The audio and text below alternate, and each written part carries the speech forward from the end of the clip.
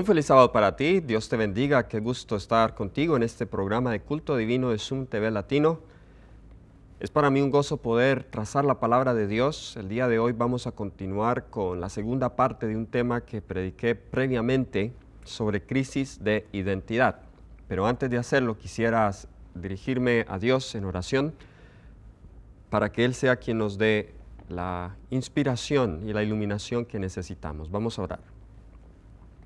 Querido Padre Celestial que moras en las alturas de los cielos, infinitamente te agradecemos por un día más de vida, por este sábado de descanso que nos das. Y oro para que al presentar tu palabra y hablar de este tema tan sensible, tan importante, oro para que tu Santo Espíritu hable a cada corazón, que no sea yo, sino que seas tú hablando, en el nombre de Jesús. Amén.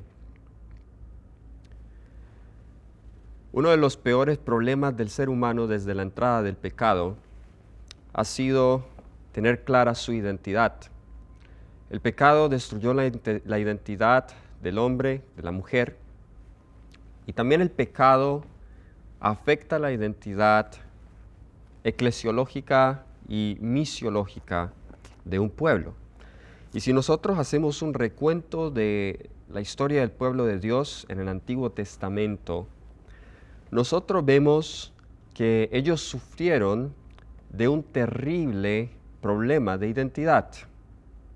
Siempre querían parecerse a las demás naciones. Y esto ocurrió tan pronto como los líderes de Moisés, que muere y luego es trasladado al cielo, y Josué mueren. Tan pronto como estos líderes mueren y los ancianos que conocieron a Josué, hay una crisis de identidad. El libro de Jueces, vamos al libro de Jueces. El libro de Jueces, el capítulo 2, leemos las siguientes palabras. Jueces, el capítulo 2. Y vamos a leer en el versículo 6 en adelante, porque ya Josué había despedido al pueblo, y los hijos de Israel se habían ido cada uno a su heredad para poseerla. Y el pueblo había servido a Jehová todo el tiempo de Josué y todo el tiempo de los ancianos que sobrevivieron a Josué, los cuales habían visto todas las grandes obras de Jehová que él había hecho por Israel. Pero murió Josué, hijo de Nun, siervo de Jehová, siendo de 110 años. Y lo sepultaron en su heredad en Timnat Será, en el monte de Efraín, al norte del monte de Gaas. Y toda aquella generación también fue reunida a sus padres. Y se levantó después de ellos otra generación que no conocía a Jehová, ni la obra que él había hecho por Israel. El versículo 10 plantea la base del problema que vemos a partir de este punto en todo el libro de Josué, en todo el libro de Jueces, en el libro de Ruth, en el libro de Samuel. Y la crisis madura en los tiempos de Samuel cuando el pueblo pide un rey. Y la razón que ellos dan es: queremos ser como las demás naciones. Un problema de identidad. El adventismo hoy sufre de un problema de identidad. Y en el tema anterior, si usted no lo ha visto, le recomiendo lo vea para que entienda el tema de hoy. Vimos algunos factores que han llevado a que el adventismo tenga y esté sufriendo un problema de identidad. El pueblo de Israel, volviendo al Antiguo Testamento, todo el tiempo, a excepción de algunos episodios, siempre quería parecerse a las demás naciones. Quería copiar sus dioses, quería copiar sus formas de adoración, quería copiar sus estilos de ofrendas, sus estilos de educación, quizás sus estilos de comer y sus estilos de divertirse, siempre tratando de imitar a los pueblos paganos, porque de alguna manera sentían que debían ser como ellos. Y una de las razones por las cuales esta crisis sucede y es muy a menudo, es muy apelante a la naturaleza carnal, es porque la naturaleza carnal le gusta ser popular. Mientras que el Espíritu Santo nos lleva a la impopularidad. El pueblo de Dios, el pueblo remanente, siempre ha sido impopular. Fue impopular en los días de Noé. Solo 8 almas se salvan de las vivas. Estoy seguro que otras se salvaron, pero no sobrevivieron hasta el diluvio. En los tiempos de Abraham era impopular. Más adelante vemos que aún en aquella generación que sale de Egipto, no todos estaban convertidos y algunos querían hacer las cosas correctas y era impopular. Y lo podemos ver en el transcurso de todo la historia del pueblo de Israel. Esta crisis de identidad llevó al pueblo a que no solamente perdiesen el Dios de ellos, sino que perdiesen su herencia. Hay una división, ustedes conocen la historia, Salomón planta terribles semillas de apostasía. Hay una división que ocurre en el reino, 10 tribus al norte, 2 tribus al sur, y finalmente las tribus del norte son llevadas cautivas por la nación de Asiria, y luego las tribus del sur, Judá, Benjamín, son llevadas cautivas por el reino de Babilonia. Pero Dios en su infinita misericordia decide darles una oportunidad más a este pueblo. Los trae del cautiverio, los establece de nuevo en su heredad. Les da un tiempo señalado por las 70 semanas de Daniel capítulo 9. Un tiempo el cual apunta a la venida del único que les podía dar la verdadera identidad, que era Cristo Jesús. Pero las palabras del apóstol Juan, en Juan el capítulo 1, las palabras del apóstol Juan son palabras demasiado tristes en referencia a esa generación que debió haber conocido a su Creador. Juan, capítulo 1, vemos acá el versículo 11 y 12. Juan capítulo 1, versículo 11 dice, a los suyos vino, y los suyos ¿qué? No le recibieron. Mas a todos los que le recibieron, a los que creen en su nombre, les dio potestad para ser hechos, ¿cuál es la identidad? Hijos de Dios. La identidad de hijos de Dios, la identidad original de Adán. Esa era la identidad original de Adán. Noten lo que dice Lucas, el capítulo 3. Lucas, el capítulo 3, vemos la genealogía de Jesús. Es un poco distinta a la de Mateo, porque la de Mateo comienza en los tiempos de Abraham y va del pasado hacia el futuro, pero la de Jesús va hacia atrás.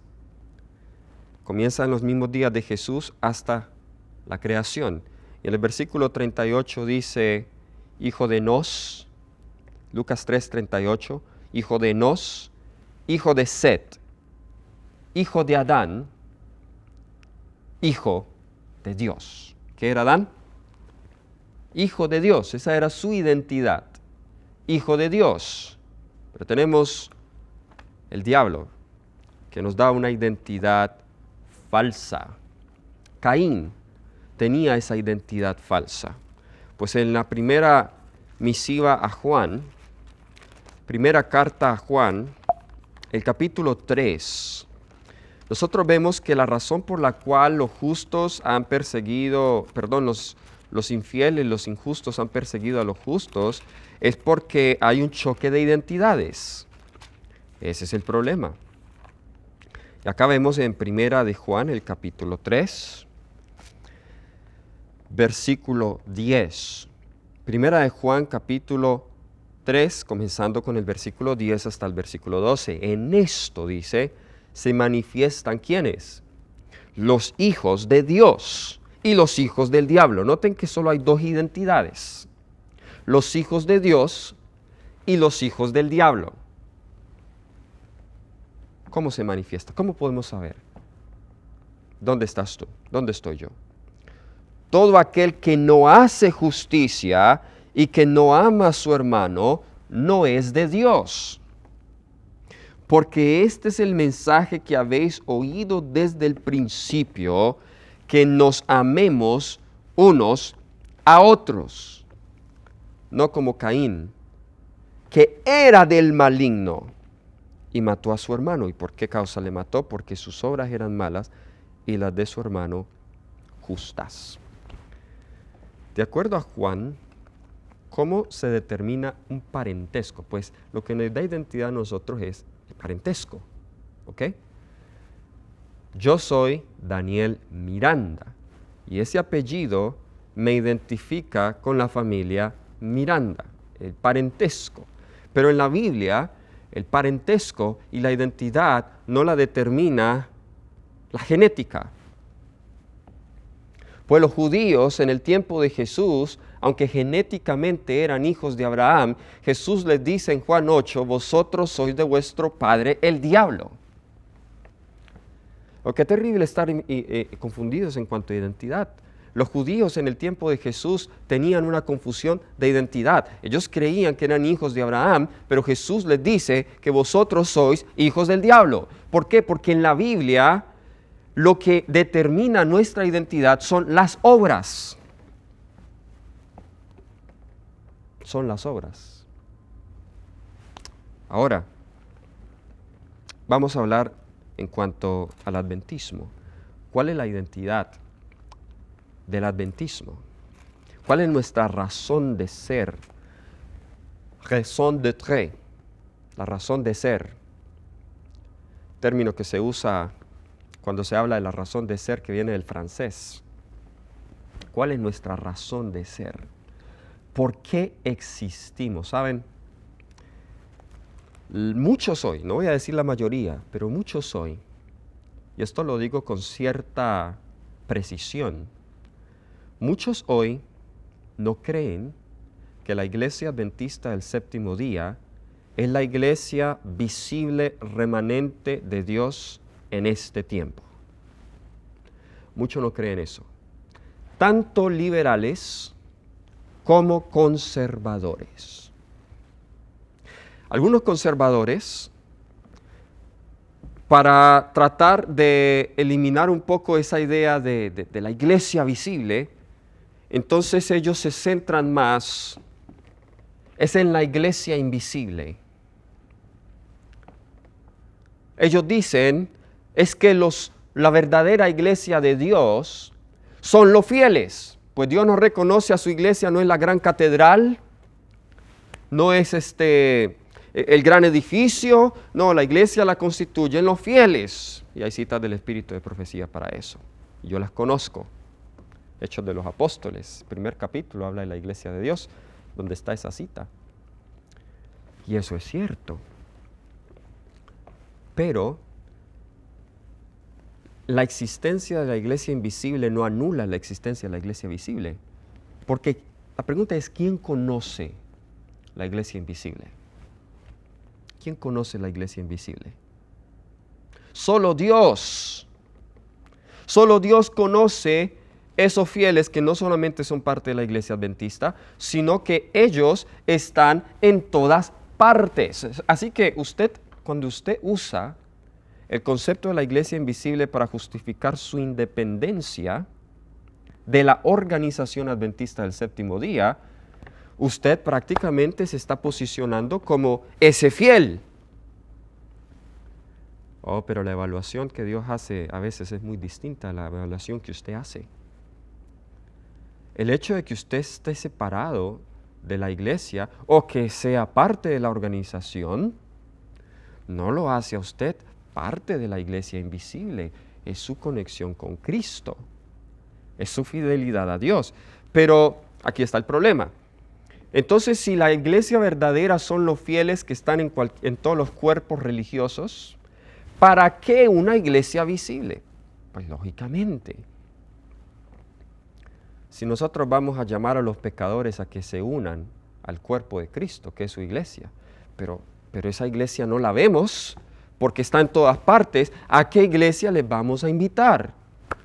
Cada uno va a aseverar que es la iglesia de Cristo, cada uno entonces puede invitarlo a su grupo o a su iglesia porque es que los fieles están en todas partes. ¿Están conmigo? Y esto no lo han entendido los disidentes, no lo han entendido los independientes. Justifican su independencia. Pero déjenme decirles, lo digo con toda solemnidad, con todo amor, trabajar independientemente de la obra, de la organización, es contrario a la voluntad de Dios. Es contrario a la voluntad de Dios. Así clarito lo digo. Hay muchas citas del espíritu de profecía. Hay una en Testimonios para la Iglesia, tomo 9, donde la sierva del Señor dice que solo hasta que los ministros, hasta que los laicos y los ministerios unan sus esfuerzos con su iglesia organizada, podemos terminar la obra. Ahora, déjeme hablar del otro lado, los liberales.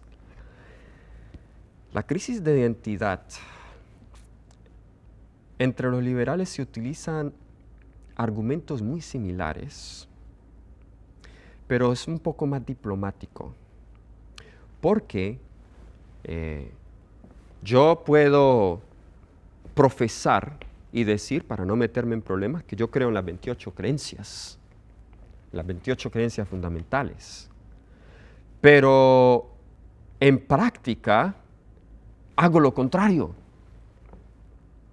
Ahora, déjeme decirle que la crisis de identidad organizativa, es interesante que tanto liberales como conservadores apelan a la independencia de la organización, unos de manera más diplomática, los liberales en este caso, que otros. Recientemente estaba escuchando el sermón de parte de un pastor, no diré su nombre por respeto, pastor de la iglesia. Este pastor ha asistido a varios eventos y simposios sobre LGTBQ, etc., afirmando y apoyando estas prácticas. Es la posición de este pastor que bíblicamente es aceptable el matrimonio homosexual siempre y cuando sea monógamo. Es decir, que la pareja homosexual sea fiel el uno para el otro y no sea fornicario o no esté andando con otros hombres a la misma vez.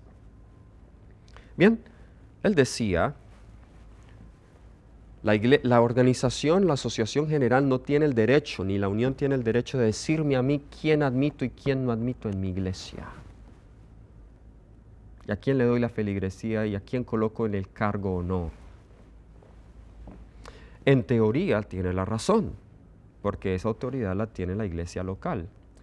Pero ahí hay un problema teológico, porque se espera que la iglesia local ande en armonía con lo que como cuerpo nosotros hemos creído, y una de nuestras creencias fundamentales es el matrimonio entre un hombre y una mujer. Entonces allí vemos también un tipo de congregacionalismo, que es un sentimiento hoy que se está volviendo popular y está creciendo en muchos sectores, tanto conservadores como liberales. Pero bien, vamos a dejar a un lado el asunto eclesiástico, pero vamos ahora al asunto teológico, porque en realidad lo que nos define como iglesia no es la organización, y en esto quiero ser claro. Y noten el equilibrio que estoy poniendo. Lo que nos define como iglesia aunque la organización es parte, el concepto de iglesia remanente es importantísimo como la iglesia visible, pero la razón de ser no es porque tengamos una organización. Esa organización debe servir a la razón de ser. ¿Están conmigo? Debe servir a nuestra identidad. La organización no es para dictar, la organización es para servir esa misión que Dios nos dio. Y esa identidad nosotros la encontramos en Daniel capítulo 8, versículo 14. El texto que es uno de los pilares, de acuerdo a la sierva del Señor, del adventismo. Daniel 8:14 dice, y dijo, hasta 2300 tardes y mañanas, luego el santuario será purificado. 2300 tardes y mañanas, luego el santuario sería purificado. Ustedes entienden esta profecía, los que la entiendan, los que no, pueden ir a varios temas que hay en este canal. Uno de esos es mi tema, en una serie del santuario, donde hablo del juicio investigador, el día de la expiación. ¿Cómo calculamos estas 2300 tardes y mañanas? Así que puede referirse a eso, escríbanos, le podemos enviar material al respecto. Para los que ya tienen conocimiento de esta profecía, entendemos que esta profecía se cumplió en el año 1844. Ahora, Apocalipsis 10 nos presenta el surgimiento de la iglesia remanente. Apocalipsis 10. Y Apocalipsis 10 está íntimamente conectado con Daniel 8, Daniel 9 y Daniel 12. Pues el librito cerrado que vemos aquí en Apocalipsis 10 es el librito que hace específicamente referencia a la maré de Daniel, es decir, a la visión de las 2300 tardes y mañanas, no al jasón, sino a la maré de Daniel. ¿Bien? Y nos dice acá en Apocalipsis el capítulo 10.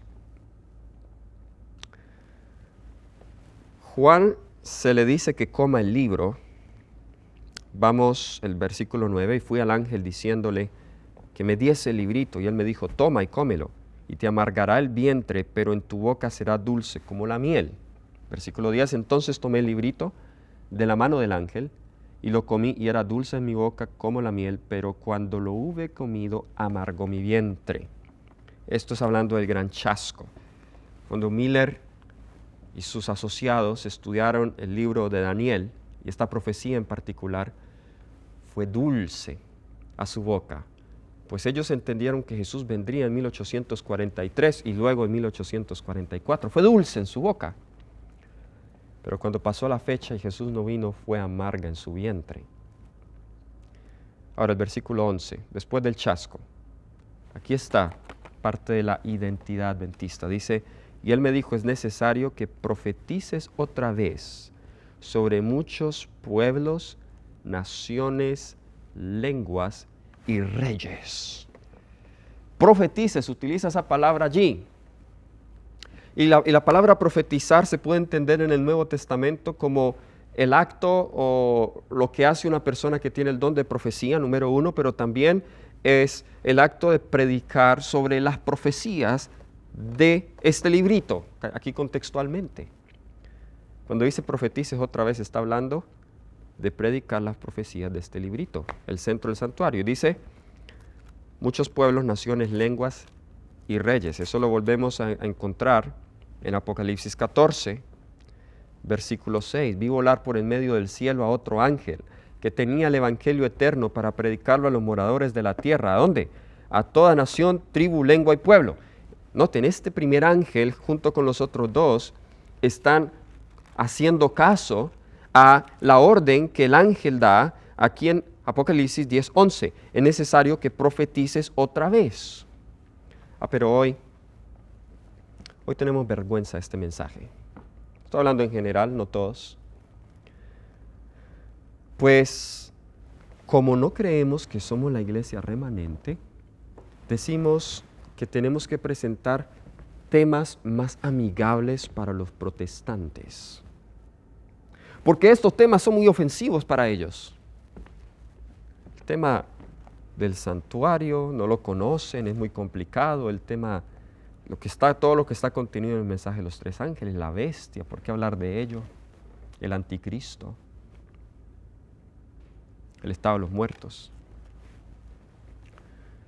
El santuario, voy a leer una cita que compartí en el tema anterior, es el asunto que nos ayuda a entender todo esto. Fue la clave, dice la sierva del Señor en el Conflicto de los Siglos, página 476. En la versión de 1888 dice, el asunto del santuario fue la clave que aclaró el misterio del engaño de 1844. Reveló todo un sistema de verdades que formaban un conjunto armonioso y demostraban que la mano de Dios había dirigido el gran movimiento adventista, y al poner de manifiesto la situación y la obra de su pueblo, le indicaba cuál era su deber de allí en adelante. ¿Qué fue lo que demostró cuál era el deber de allí en adelante del pueblo de Dios? El mensaje del santuario. Ese es nuestro marco hermenéutico sobre el cual debemos hacer teología. Pero qué triste que aún ni siquiera aquellos que profesan creer en el espíritu de profecía y en el mensaje adventista no han entendido esto tampoco. Porque tenemos grupos, muchos grupos, que se dicen ser grupos de verdad presente. Vamos a hablar del lado conservador, que ni siquiera entienden qué es el adventismo, porque han hecho de cosas que no son pilares, pilares. Han hecho de la reforma pro salud un pilar. La reforma pro salud no es un pilar del adventismo. Y quizás usted me va a decir que soy apóstata por lo que estoy diciendo. Yo practico la reforma pro salud y no lo digo con jactancia. Lo estoy diciendo para que no quede en la mente de ustedes que lo que estoy diciendo es para tirar por el suelo el mensaje. Porque si estas palabras salieran de labios de alguien que no simpatiza con el mensaje de salud, probablemente esa persona quiere tirar por el suelo el mensaje de salud. Yo no lo estoy haciendo. Solamente le quiero dar al mensaje de salud el lugar que es. Y Dios no le dio al mensaje de salud el lugar de ser pilar. No es pilar. Nosotros podemos dividir o agrupar las enseñanzas de la Biblia en varias categorías: doctrina, creencia, enseñanza. La reforma pro salud es una de las enseñanzas que hace parte de un conjunto de enseñanzas que a su vez son parte de creencias, que a su vez son parte de doctrinas. ¿Ok? Entonces, Ellen White mismo lo dijo. El mensaje de salud solamente es el brazo derecho, no es el cuerpo. No se le debe dar más importancia al mensaje de salud que al mensaje de los tres ángeles. Pero tristemente hoy algunos han hecho del mensaje de salud un pilar, hasta el punto de decir cosas como que si usted quiere conocer a un pastor que es jesuita, pregúntele qué cree de la reforma pro salud, como si los jesuitas estuvieran preocupados por la reforma pro salud. Eso no, algunos de ellos son vegetarianos. Eso no es lo que les preocupa a ellos del adventismo. Pues hay gente afuera que aún practica mejor la reforma pro salud y eso no es una amenaza para el papado. ¿Qué confusión hay? Es simplemente ideas. Ellen White le llama a estas personas con narrow minds en inglés, mentes estrechas. Esa expresión, búsquela ahí en los escritos de Ellen White. Personas con mentes estrechas, que su evangelio se ha convertido esa enseñanza particular y entonces allí construye todo su sistema de creencias, incluso al punto de concluir cosas tan absurdas como estas. Otros han hecho de la vida en el campo o de la verdadera educación el pilar. Entonces salen grupos, distintos grupos. Allá en Sudamérica, el Cono Sur, vemos una crisis terrible. Estoy muy preocupado por Sudamérica. tanto grupo. Cada vez se separan más y ahora los adventistas del séptimo día libres. Ahora no, este grupo dice que estos son grupos del campo, de la agricultura, porque la agricultura es el mensaje para este tiempo, el ABC. Otros no, es la reforma pro salud, porque es que si no lo aceptamos no podemos recibir la lluvia tardía. Y es interesante porque todas estas cosas las dice la sierva del Señor, pero entonces cogemos de nuevo, no nos centramos solo en una parte del mensaje, una arista del mensaje nada más. Por eso Ellen White dice mente estrecha, es decir, lo que usted está viendo sí tiene un valor y hay apoyo bíblico para eso, pero eso no es todo. Y qué difícil entender eso no es todo. Entonces otros, homeschool, otros solamente sanatorios, otros solamente profecías nada más. Cuerno pequeño, la bestia, la vacuna. Ya han hecho de la vacuna un pilar, algunos ya han hecho la vacuna un pilar. Entonces dice, bueno, ¿quiere usted saber a alguien que es fiel a Dios? Pregúntele qué opina sobre la vacuna. Qué absurdo eso. Ahora, los conservadores, y por eso estoy muy preocupado. Yo estoy hablando un poco directo, porque mi preocupación es profunda, hermanos. Y si Dios me ha dado influencia en las redes sociales, tengo que decir esto. Los conservadores de este tipo que estoy mencionando están haciéndole un daño terrible al mensaje adventista, porque se supone que son los conservadores los que más simpatizan con el mensaje histórico adventista, pero con todos estos extremos ustedes lo están representando mal, y cuando alguien se levanta con un mensaje genuino, pues la iglesia ya está prejuiciada por tanto fanatismo que no va a estar dispuesta a recibirlo. ¿Entienden el daño que ustedes le están haciendo al mensaje genuino? Ahora, otros hoy han hecho del Espíritu Santo y la doctrina de la deidad o la Trinidad como si fuera el pilar. Como si fuera el pilar. Y van a los pioneros hablando de los hitos. Para los pioneros, hermanos, para los pioneros eso no era un pilar, no era un hito. Ellos no estaban preocupados en resolver este asunto. Lo que les interesaba a ellos poco después de 1844 era qué había pasado en esa fecha. A ellos no les interesaba mucho definir quién era el Espíritu Santo. Y si es cierto, algunos pioneros eran antitrinitarios, semiarrianos o arrianos. Pero no era la importancia para ellos. Ellos no estaban obsesionados con ese tema como algunos que pasan horas, semanas y días y han hecho eso su evangelio y van de grupo en grupo y de iglesia en iglesia presentando su luz, su comprensión y manipulando las mentes de las personas, haciéndoles creer que si uno cree en lo que la iglesia adventista cree sobre la deidad, usted está devolviéndose a Roma porque es una doctrina papal. Hoy la gente les menciona todos esos datos. Leroy Fromm manipuló el libro de evangelismo y todas esas cosas. Y bueno, muy triste que la gente cree que por estas evidencias ellos pueden convencer a las personas. Y bueno, la persona que no ha estudiado el tema fácilmente se convence. Por otro lado, del lado liberal,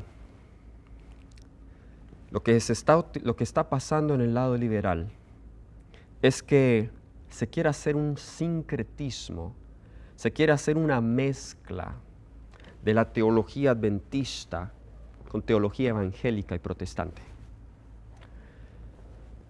Entonces mantengamos nuestras doctrinas, pero introduzcamos un sistema hermenéutico evangélico.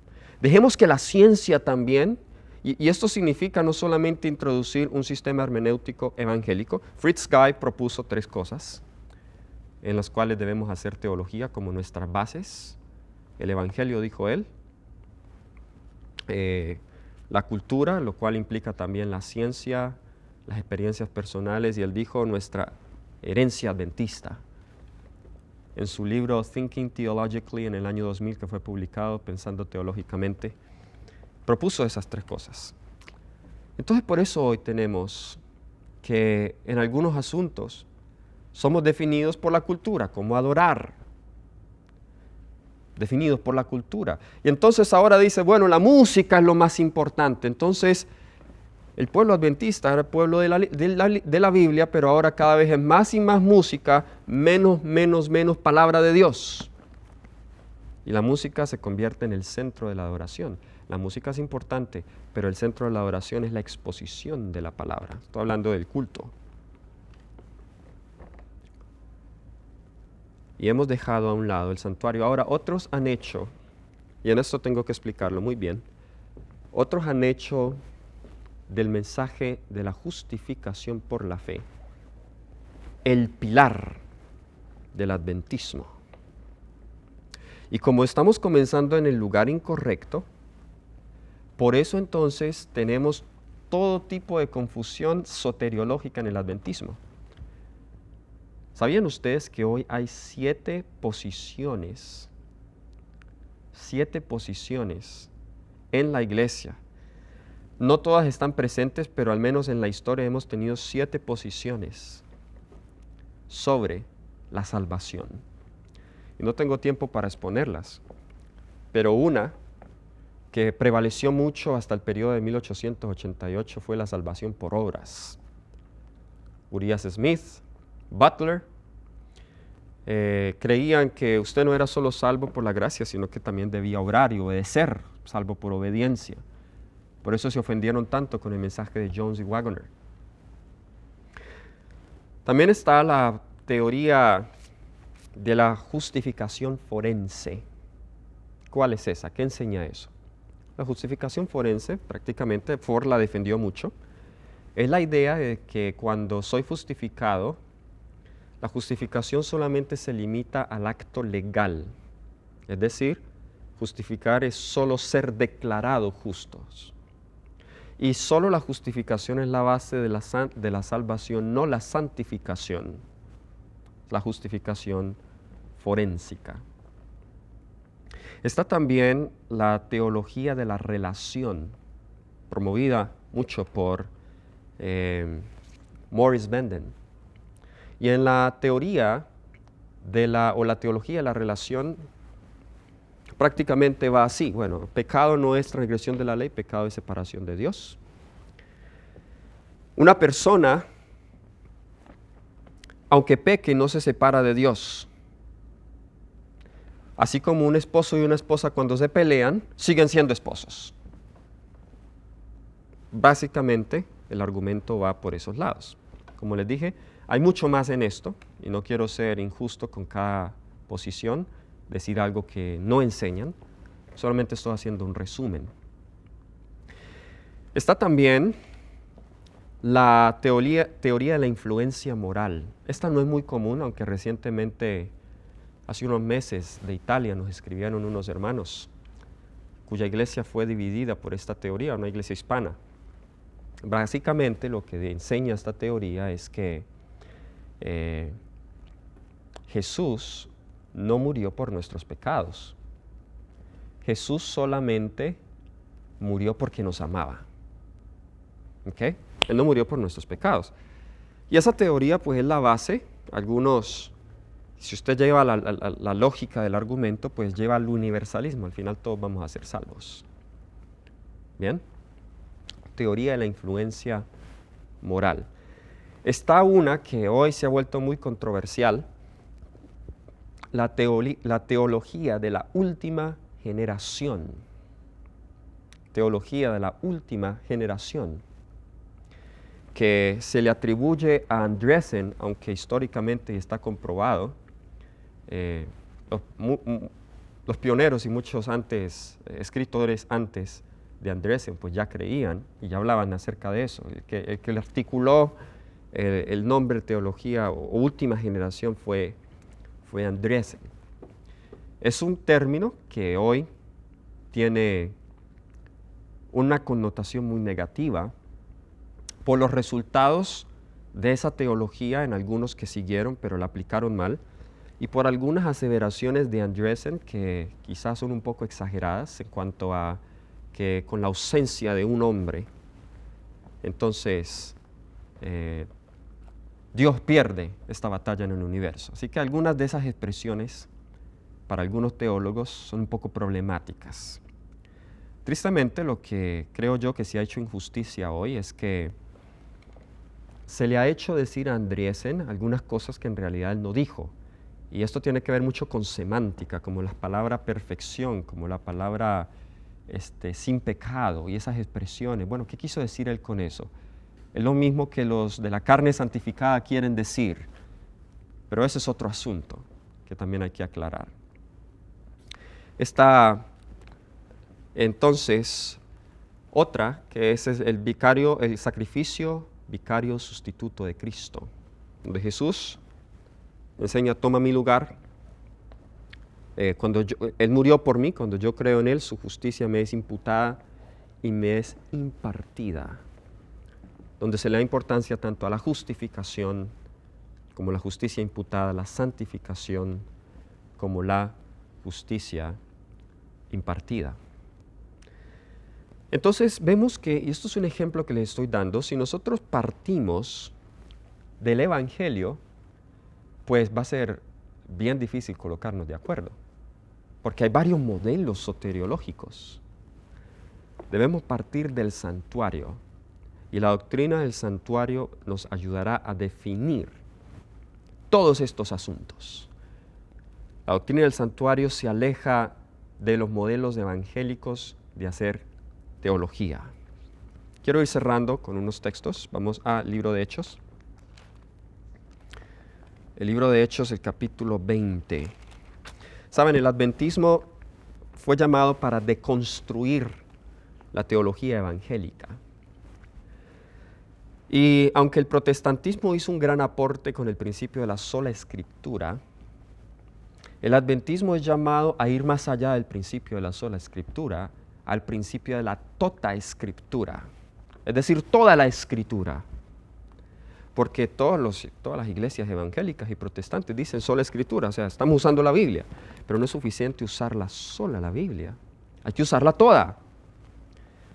En Hechos 20 nos dice Pablo, versículo 24 en adelante, pero de ninguna cosa hago caso, ni estimo preciosa mi vida para mí mismo, con tal de que acabe mi carrera con gozo y el ministerio que recibí del Señor Jesús, para dar testimonio del Evangelio de la gracia de Dios. Y ahora, he aquí, yo sé que ninguno de todos vosotros, entre quienes he pasado predicando el reino de Dios, verá más mi rostro. Por tanto, yo os protesto en el día de hoy, que estoy limpio de la sangre de todos. Y aquí está el versículo al donde quiero llegar. Porque no he rehuido anunciaros de todo el consejo de Dios. Note, él dice, no he rehuido anunciaros de todo el consejo de Dios. Todo, no solo una parte. Todo el consejo de Dios. Hermanos, estamos en tiempo de zarandeo. Por lado y lado, tú eres tentado y estás siendo forzado por presiones externas a dejar este pueblo. Estás tentado a estar confundido teológicamente, pero no tiene que ser así. Como líder espiritual, yo te aconsejo, no te salgas de la iglesia. Persevera allí. Persevera, déjale esto al Señor. El Señor dijo que Él se va a encargar de limpiar su iglesia. Sí, a mí me duele lo que está pasando, pero sigue siendo la iglesia de Dios. No salgas de tu iglesia. Persevera en tu iglesia. Apoya a tu iglesia. No dependas de pastores, por muy buenos que sean, que te enseñen la Biblia. Estudia tú la Biblia por tu propia cuenta. Dios ha dejado suficiente instrucción sencilla para que incluso un niño la pueda entender. Ora, humíllate ante Dios, arrepiéntete de tus pecados y permite que Dios transforme tu vida. Dios te bendiga. Vamos a orar. Querido Dios y Padre bueno, gracias te doy por las bendiciones que encuentro en tu palabra. Oro, Señor, para que tú nos ayudes a no avergonzarnos de la identidad que nos has dado, la identidad profética, la identidad misiológica. Oro para que nos ayudes a estar firmes en medio de este zarandeo en el que estamos viviendo, donde muchas teorías, muchas ideas, Señor, se promueven como si fueran verdad. Ayúdanos, Señor. Gracias. Manténnos firmes. Y añoramos, Señor, que pronto tú puedas intervenir y tomar el control y las riendas de tu iglesia y purificarla de aquellos que no son sinceros. Todo esto lo pedimos en el nombre de Jesús. Amén.